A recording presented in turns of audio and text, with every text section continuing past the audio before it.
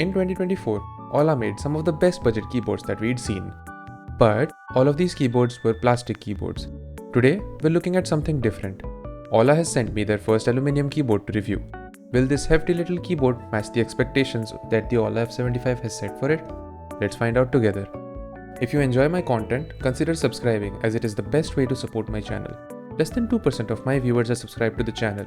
Subscribing is free, and if you don't like my content later on, you can always unsubscribe. Regardless, I appreciate you watching this video. As always, let's begin with the unboxing. The Aula M75 comes in some pretty nice looking packaging. The outer box is a simple cardboard box with some Aula branding, which has the actual box of the keyboard inside. It's pretty big, so I'm guessing there's a ton of protective packing foam in there.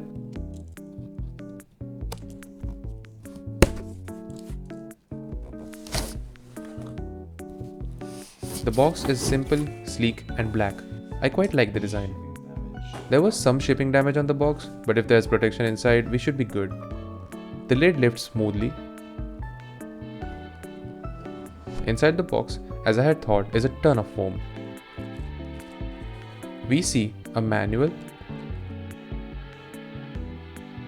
a quick guide with a shortcuts guide on the back, a plastic protective dust cover, the keyboard wrapped in a plastic protective sheath,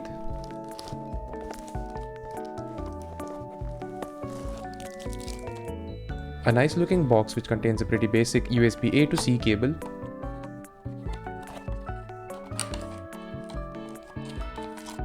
a keycap and switch puller, and a couple of extra switches, as they always do. You'll get whatever switch variant that you pick. I got the TTC Flame purple switches because I wanted to see what they felt like.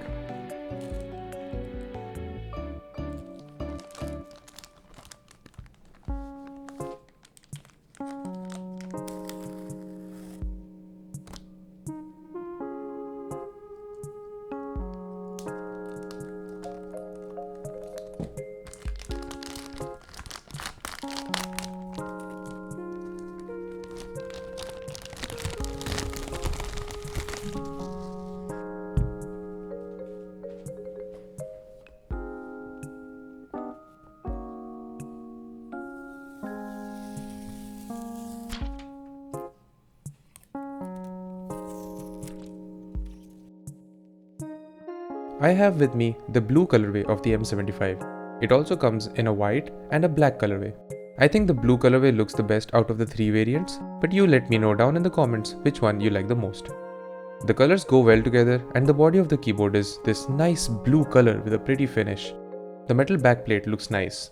I like the texture and look of it, but it doesn't bring anything particularly unique to look at, which is fine because it's a budget board and who really looks at the back of their keyboard anyways. The shimmering texture thing that they've got going on is quite neat though. It comes with two switch options, the TTC New Moon switches and the TTC Flame Purple switches.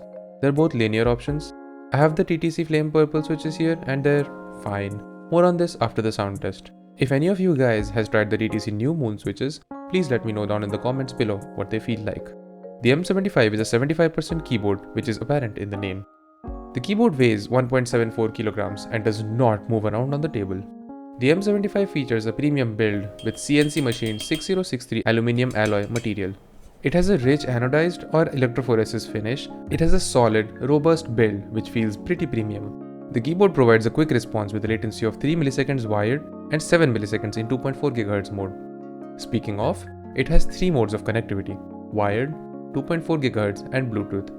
The M75 has a leaf spring gasket structure, which makes long typing and gaming sessions on the keyboard comfortable and less fatiguing. The M75 has OEM profile dual-tone PBT keycaps. Let's talk about the typing experience.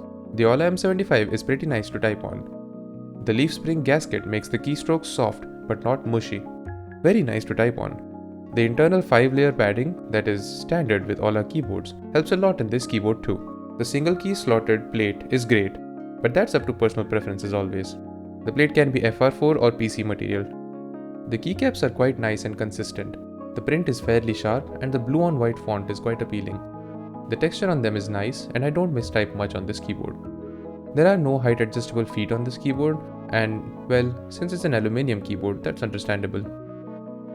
I've had no issues with latency, disconnections, and wireless interference on this keyboard on any of the 3 connection modes. The advertised 5 layers of sound absorbing padding seems to be doing its job well. There's no pinging that you find in a lot of budget aluminium keyboards, and the sound is nice and poppy. The stabilizers seem to be a little out of tune, as there's a bunch of stabilizer ticking, which is uncharacteristic of all our keyboards. I'll try to fix the ticking in the teardown section of the video. The RGB is nice and bright and comes with all the usual RGB patterns. The M75 has south-facing LEDs, which is good. No fancy lights like a side glow light or anything. There's this little RGB bar to the right of the escape key, which is cool. You can set it to act as a battery indicator. The 8000 mAh battery on this keyboard lasts forever, and I haven't charged it in 2 weeks of use now. The USB port and the power/mode switch are on the left side of the keyboard, which is my favorite spot for it. The switch is quite nice to use, better than the switches on all our plastic boards. Although you'll probably not be using this switch much, as the 2.4 GHz performance is pretty good. Here's a sound test of the keyboard.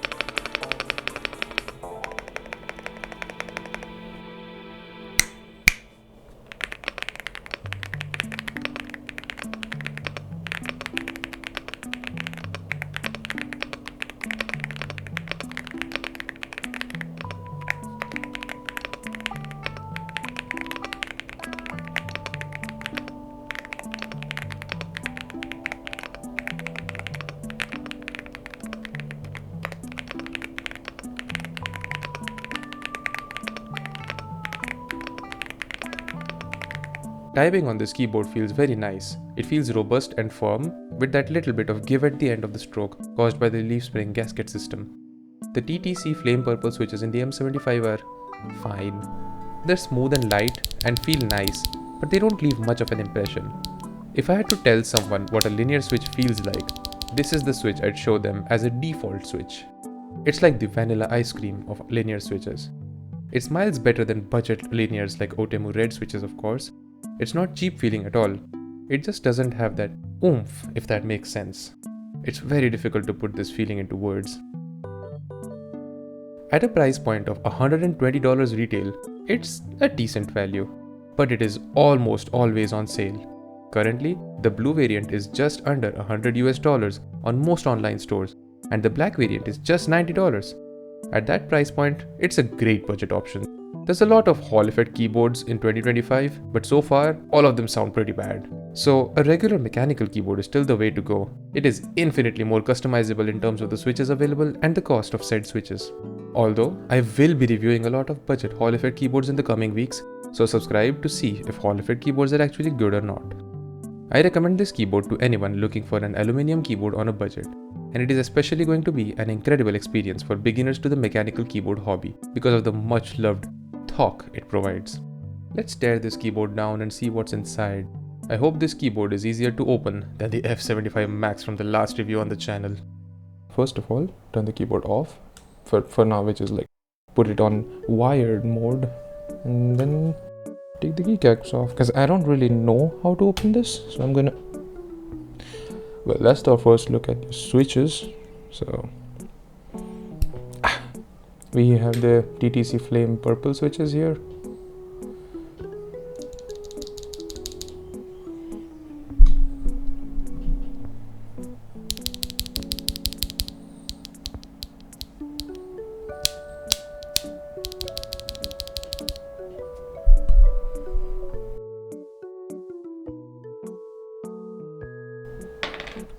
I see.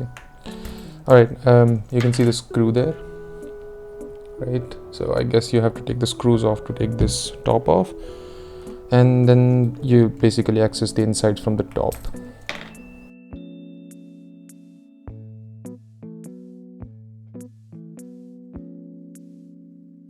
Because what happens when there's loose keycaps is this. Whoa, you're typing. Oh, keycap came out, you know. As long as it doesn't damage the switch, which doesn't seem to be the case here because it's not that tight. I have in fact seen some switches which are like crazy tight. I mean keycaps, some keycaps which are like crazy tight, and this does not seem like that. Time lapse.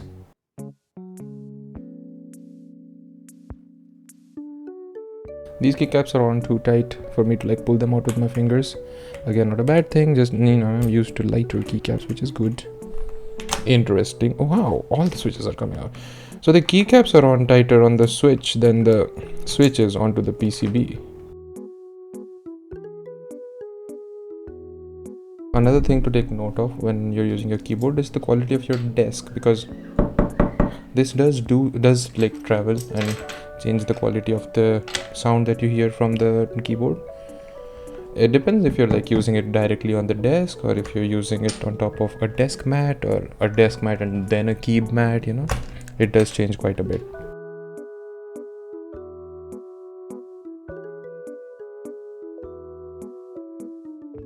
All right.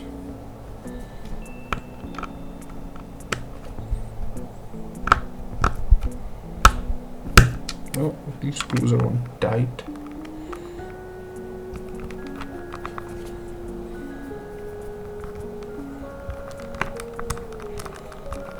Alright, I'll see you after I've taken all the screws off. And that's the last screw. Does this just come off? It does. Oh. Okay, careful of cables. Yep, so there's just one ribbon cable connecting everything. Connecting the PCB to the battery, I'm guessing. So let's take that out.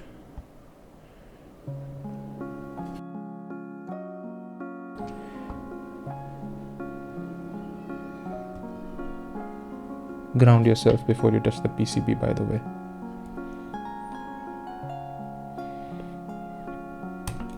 There we go. That's one cable off.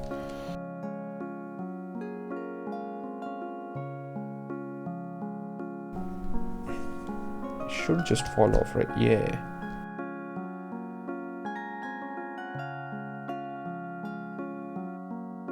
Oh, maybe the RGB strip here is what's... I don't know. Can't say for sure. Oh, no, it just came out. Never mind. Yeah. Alright, so...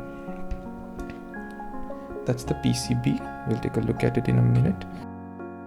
There's like scuff marks here on the inside that you couldn't see because of this. Must be some manufacturing thing. Alright, so that's the top plate. It's metal. Aluminium. Nice. Very lightweight. It's a 6063 aluminium, right? That's why. Nothing wrong with being lightweight. I like the design of it. There's some... oh yeah, that's already been force brake modded. That's why you don't hear any pinginess or rattle from the case like that. That's good. And the PCB has a bunch of little gaskets around. No, I say PCB, it's a plate, not the PCB. So the plate on which the switch is attached. Bunch of gaskets, bunch of flex cuts. Single slotted, so like each switch has a slot for itself. Oops, sorry about that. The PCB looks not bad quality. The hot swap slots are nice. Oh, this looks like it has support for a knob if you'd like to. I don't know how to do it, but this looks like you can put a knob in there. Why is that like... yeah, that's what you get with cheap Chinese stuff. There's like letters and stuff that have been put on with a marker. Cool. There's one here, there's one here, there's one here, and there's like some sort of white thingy here, which is also over here. Bizarre, but hey, it is what it is. So you can see the foam between the plate and the PCB. I don't remember what foam it is, but you know, I'll flash it on the screen somewhere. Right there. I'll flash it on the screen right here. Yeah, seems pretty standard. The stabilizers, well, we'll check the stabilizers out in a second. There was some issues with rattling, might be just the wire, we'll see. All right, keep this aside for now. Okay, and there's this massive piece of foam. There's two 4000 milliamp hour batteries, so this is an 8000 milliamp hour battery. There's a plastic sheet here to prevent, you know, electricity between that metal, you know, metal bad for PCB, that way. Cable going to the USB ports. Okay, so you can take the back weight out if you would like to. I'm not gonna do that. As you can see, there's screws here that you can take out, and you can remove this metal weight on the back. Why would you do that? I don't know, but hey, up to you. You can do that if you would like. So let's put this back together.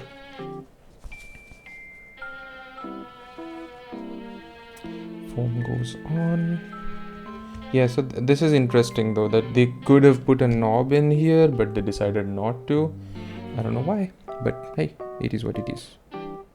If I had the skills, I would do this. I'll see if I can find someone to do it, but we'll see. All right, I will put this back together now. Oh yeah, we were going to check this. Well, I can do that on the assembled keyboard as well. I don't need the keyboard to be disassembled to check the stabilizers.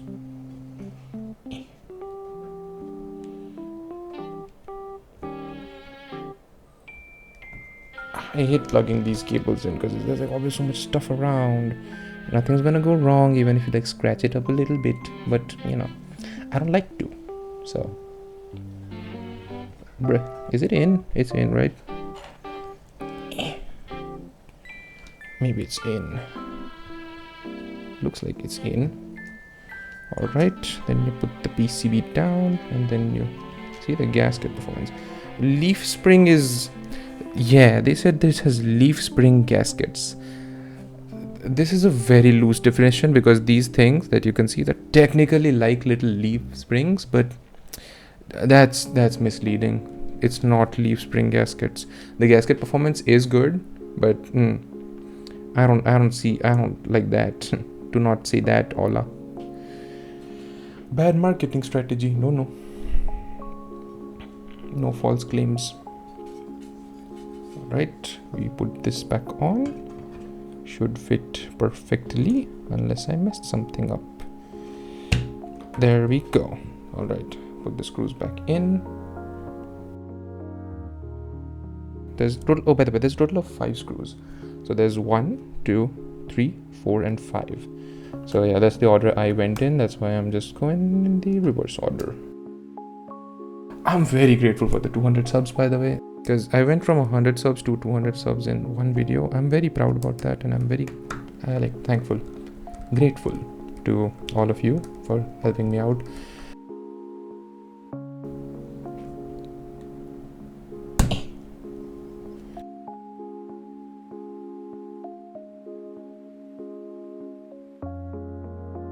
Okay, there's a spacebar foam in here.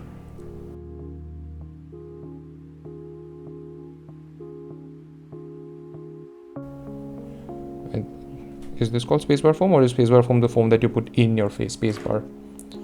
I don't know. Let's find out. I don't know how we'll find out. I'll Google it.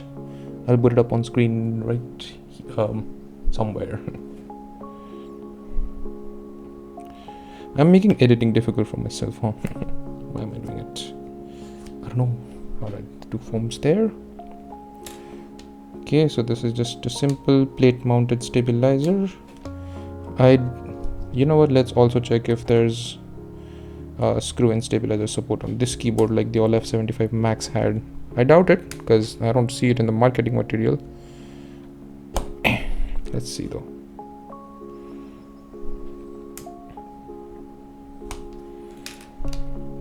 So what is the issue with this?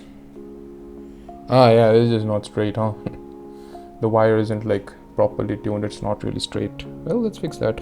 I do not have more lube though, which is a problem, so I'll have to be careful not to waste all this lube.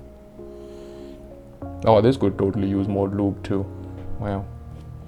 Alright, I'll put some on later. See, this one has, no, never mind, this one's also like under lubed. Hey, focus, camera. Yeah.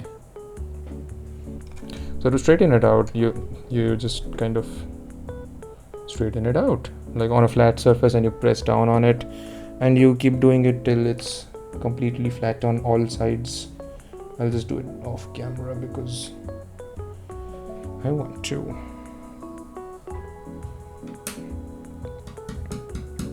Nope, still not done.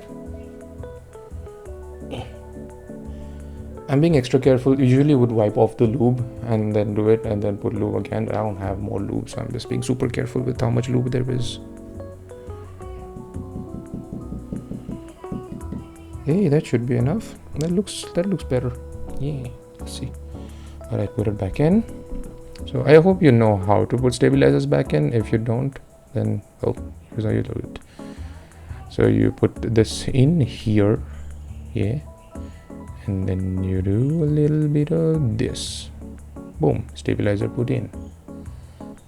Just when you remove the wire, make sure you see, like if it's your first time doing this, of course, make sure you see which side of the wire goes where, because if you put it on backwards, like I might have actually, because I don't check, then your wire will be on the other side of where it should be, right? So the thing is here, right? Yeah, no, I put it on the right way. Another thing you can do, which I will actually do, is called a band-aid mod or a tape mod. Well, it's not a tape mod, but you usually use band-aid for this. You put a little piece of band-aid over there, and the wire doesn't touch the bottom of the plate and doesn't make a lot of noise. So I will go get some right now. So for this one, I'll just use some masking tape that I have, which is painter's tape. And hey, say hello to handy dandy tool again. It's got a little scissor that is perfect for this. I'm not advertising for this, by the way, I'm just saying. It is quite nice. Alright, so for this little mod, okay, this is just extra bit, don't need it. I cut it out because that part was like exposed to the air before, and I don't want it not to be sticky right now. Stickiness is important. So you got that a little bit. This is like horribly done. This is not the cleanest cut ever, but it'll do. It's good enough. All you really need to do is like avoid the wire. I'm destroying all the stickiness of it by touching it all over, but it is what it is, right? So you put that there. Thicker tape would be good. That's why people usually use band-aids. What I'm gonna do is I'll layer on multiple layers, and that'll do the same effect. I don't even need to use the scissors. I can honestly tear this off with my hand because it's painter's tape, but for the sake of cleanliness, I say as I cut a wedge instead of a rectangle. Alright, I think 2 layers should be enough. Sorry about my voice. It is quite early in the morning. Come on, go in. Yeah. 2 layers on this side. Go down, go down. Good enough. And 2 layers on that side. Alright, the wires should go in now. And ooh. Clip. Alright, I guess we'll find out if it's any good. So before you push these in, by the way, just check that. Before you put my bad. Before you put any switches in, just check that the pins are straight. Because I mean, it's not gonna matter because you do have extras. Let's see if the space bar is fixed. Not. It's better. It is better. A little bit gravel still. Oh well. You know, whatever.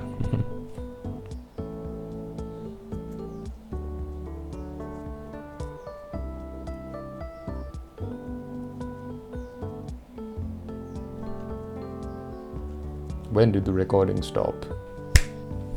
So yeah. Put everything back in. The switch came out with this. Okay. Put the foam back in and the stabilizers. Put the keyboard back together.